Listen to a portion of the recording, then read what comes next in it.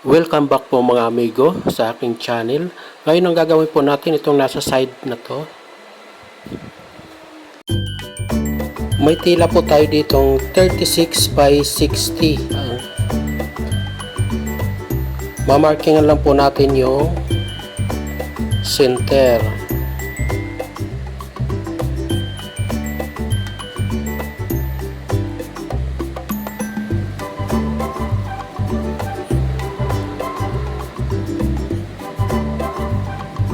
Tapos mag-marking tayo ng 4 inches. Guhitan lang po natin hanggang sa center.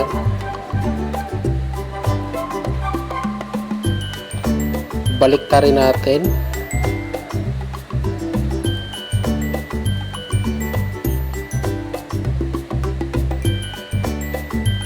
Tandaan natin yung center uli. Tapos mag-marking tayo ulit dito ng 4 inches.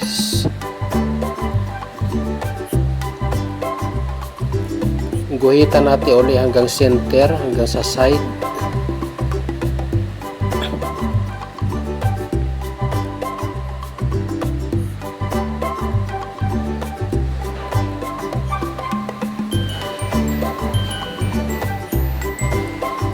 Pwede na natin gupitin. Sundan lang po natin yung marking natin.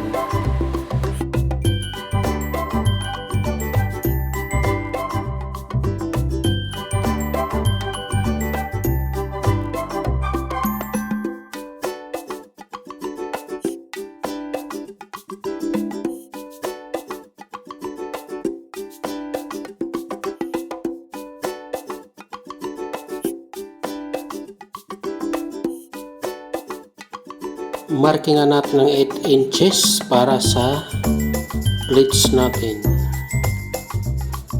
Tapos 2.5 inches para sa pagitan ng plates.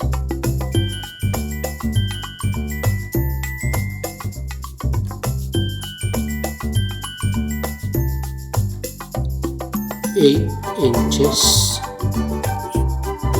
2.5 inches.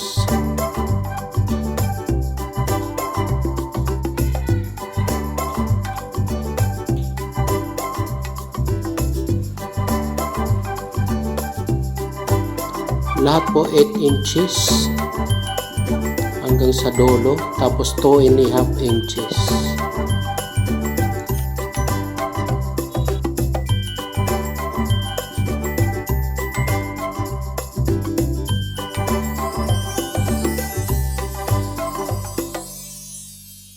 Pagkatapos lagyan ng curtain tassel, i-plits na natin.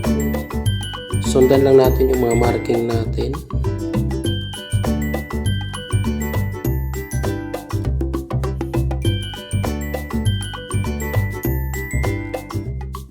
Yung marking natin dyan na distance 2.5,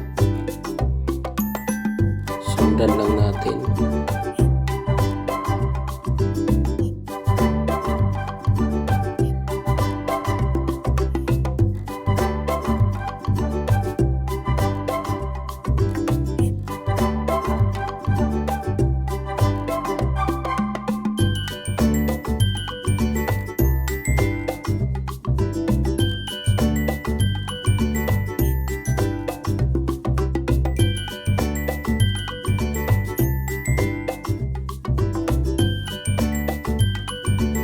Please like and subscribe po mga amigo.